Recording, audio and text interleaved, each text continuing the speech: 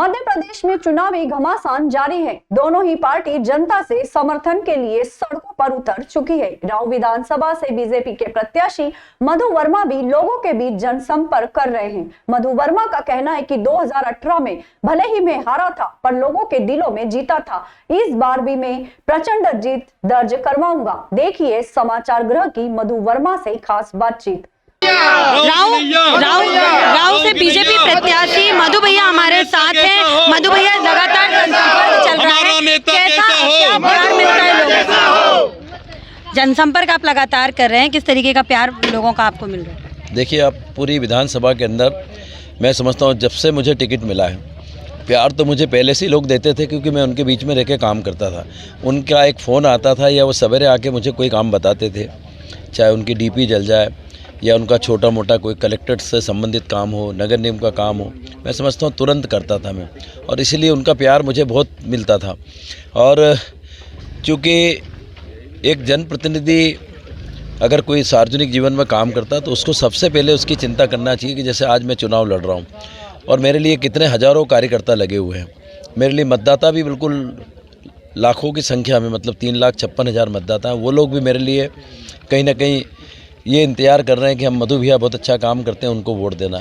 और जब इंसान जब उनके बीच में जाता है और कभी दुर्भाग्य से चुनाव हार जाता है, तो मैं तो ये मान के चलता हूँ जब चुनाव लड़ता हूँ तो एक तरह से कार्यकर्ता का उस पर कर्जा होता है और मतदाता का भी कर्जा होता है। इसलिए होता है कि वो लाइन में लग कर के अपने उम्मीदवार को वोट देता है और वो कार्यकर्ता जो अपने प्रतिनिधि, अपना जो उम्मीदवार है, उसके लिए जी जान लगा देता है। तो मैं समझता हूँ ये जो मैं चुनाव हारा हूँ, हारने के बाद इसीलिए मैं तीन दिन बाद निकल पड़ा कि मुझे इन मेरे कार्यकर्ताओं का कर्जा चुकाना और मेरे मतदाता का जो एक मेरे प्रति वो विश्वास था, उस विश्वास को फिर से जीतने के लिए मैं लगातार अपनी विधानसभा में 4.5 साल तक काम करता रहा।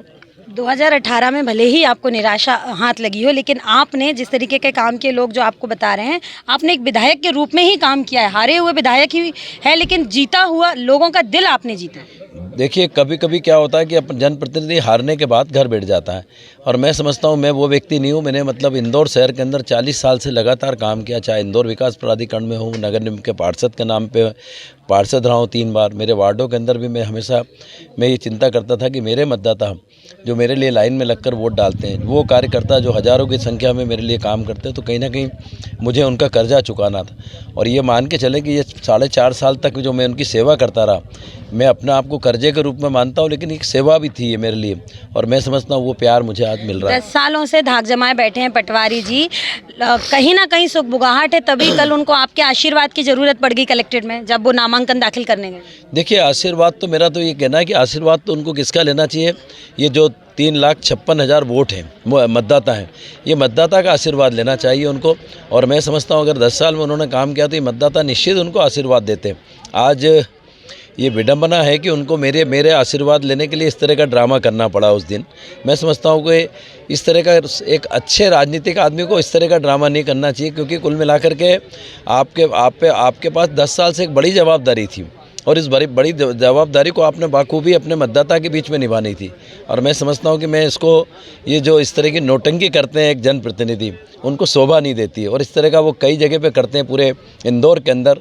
भारतीय जनता पार्टी का कार्यकर्ता हो या बुजुर्ग हो तो उसके कंधे पे हाथ डाल देना, उसका हाथ पकड़ के ले जाना अपने साथ, और ये शो करते हैं कि ये व्यक्ति मेरे साथ है।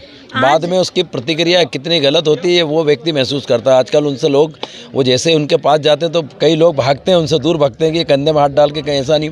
और एक और उनकी गंदी आदत है कि वो जो भी भारतीय जनता पार्टी का कार्यकर्ता मिलता है तो 4 जनों के बीच में ये बोलते हैं कि तेरे कारण ही मैं चुनाव जीता हूँ, मतलब उसको बदनाम करने के लिए।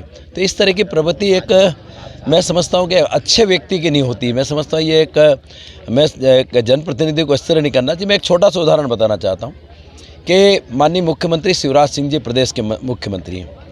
वो जब कभी भाषा का इस्तेमाल करते तो क्या बोलते हैं, शिवराज, उनसे बड़े हैं, है ना। मेरे को पिताजी बोलते हो, और एक प्रदेश के मुख्यमंत्री को क्या बोलते हो, शिवराज बोलते हो।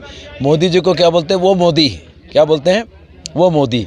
मैं समझता हूँ इस तरह की भाषा का इस्तेमाल एक कैबिनेट मंत्री रह चुका आदमी, उसको इस तरह की भाषा का इस्तेमाल नहीं करना चाहिए। मैं समझता हूँ कहीं ना कहीं सम्मान देने की एक प्रवृत्ति होना चाहिए, आदत होना चाहिए। आज एक मीडिया हाउस में उन्होंने बात करते हुए एक बात कही कि राव विधानसभा का विकास उन्होंने जो सीएम की बुधनी जो सीट है उससे भी ज़्यादा विकास उन्होंने इस क्षेत्र में किया है। देखिए, मैं एक बात जानता हूँ, जो व्यक्ति आज तक कभी मुख्यमंत्री के पास, हमारे प्रदेश के कोई मंत्री है, उनके पास पीडब्ल्यूडी मिनिस्टर ग्रामीण में हमने सड़क बनवाई है ना, केंद्र से हमने शंकर ललवानी जी खंडवा रोड बनाया है, या हमने केट से लेकर रोड बनाया, तो वो सीधे सीधे किससे ताई से बोलकर पीछे लग कर के पढ़ के बनवाया, रात दिन लगे रहे हमारे शंकर भाई के पीछे पढ़ के बनाया। अभी गोपाल भार्गव जी से पीछे पढ़ के हमने ज्ञापन दे के जो है यहाँ पर सारी रोडें हमने ग्रामीण की बनवाई है। नगर निगम के अंदर भी लगातार हमने कमिश्नर से लेके हमारे महापौर से लेके जो काम बोले सब करे उन्होंने। और मैं समझता हूँ कि वो तो कभी आपने देखा ही नहीं होगा कि कभी ज्ञापन देने गए या चिट्ठी देने गए। आप सभी लोग, पूरा शहर जानता है कि किसी मंत्री के पास वो नहीं गए ज्ञापन लेके कि भैया हमारे यहाँ की विधानसभा की 7 रोड बना दो, 2 रोड बना दो। आप साक्षी, सारा पूरा शहर साक्षी है। एक हम लोग जो चीज़ें मंजूर कराते हैं, काम कराने की तैयारी करते हैं कि हमको 8 दिन बाद या 4 दिन बाद उसका भूमि पूजन करना है, वो एक पत्र लिखते हैं अपनी चिट्ठी पे कि ये रोड मैंने मंजूर करा दी। और व्हाट्सअप ऐसी चीज़ है कि हर आदमी विश्वास करता है, उनके कार्यकर्ता भी चला देते हैं। उन्होंने आज ये कहा है कि आप लोग भूमि पूजन नहीं करते, आप बस 20 रुपए का नारियल फोड़ देते हैं लाके, विकास तो मैं कर रहा हूँ, वो भूमि पूजन का नारियल बस फोड़ते हैं। क्या होता है कि नारियल फोड़ने की तो क्या उनकी प्रवृत्ति, किसकी, हम जो तारीख तय करते हैं, हमारे कैबिनेट मंत्री हमारे साथ होते हैं, हमारे शंकर ललवानी साथ होते हैं, मैं होता हूँ, ठेकेदार होते हैं, अधिकारी होते हैं।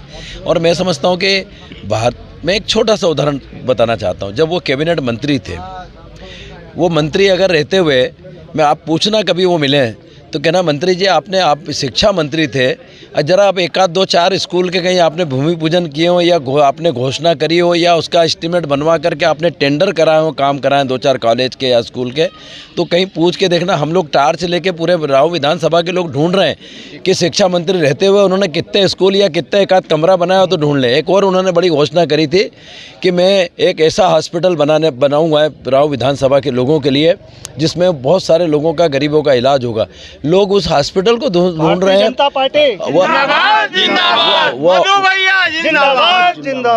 वो हॉस्पिटल को लोग नहीं, वो हॉस्पिटल को ढूंढ रहे हैं लोग कि जीतू भैया ने कहाँ पे वो हॉस्पिटल बनाया तो हम ले जा करके क्या दीदी, वो लोग ढूंढ रहे हैं। और मैंने पूरे 4.5 साल के, मतलब जब से माननीय मुख्यमंत्री जी बने, जब से मैंने 3000 लोगों का मुख्यमंत्री सहायता से इलाज कराए। कितने? जिसमें 50,000 से लेके 1 लाख से लेके 75,000 रुपये तक वो राशि मेरी विधानसभा के लोगों के इलाज के लिए मैंने उनकी व्यवस्था कराई माननीय मुख्यमंत्री जी के द्वारा।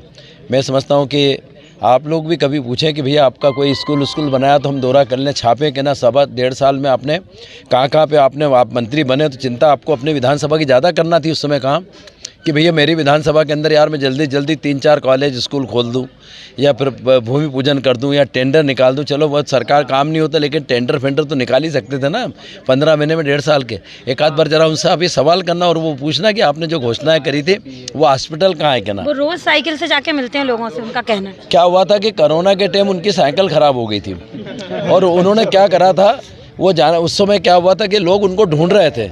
जब राव विधानसभा के क्षेत्र के जो लोग थे बेचारे परेशान थे उसमें राशन के लिए, तब उनकी साइकिल का इंतजार कर रहे थे कि जीतू भैया साइकिल के पीछे राशन लाद के लाएंगे और हमें बांटेंगे। लेकिन उनकी साइकिल ही बंद हो गई थी। कहाँ उनके घर पे जब जाते थे लोग तो उनके घर पे पुलिस खड़ी थी। कहाँ, ये रिकॉर्डेड है सारा। और आज तक कभी उन्होंने मतलब इस तरह नहीं निकले।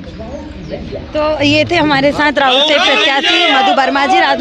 वर्मा जी ने कहा है कि भारतीय जनता पार्टी ने जितना कार्य किया है, मैं भले ही हारा हूं लेकिन मैं रोज प्रतिदिन लोगों से मिलता रहा हूं, उनकी समस्याओं का निवारण करता रहा हूं। तो उसी चीज़ को देखते हुए लोग मुझे पसंद भी करेंगे और प्रचंड बहुमत के साथ मैं जीतूंगा।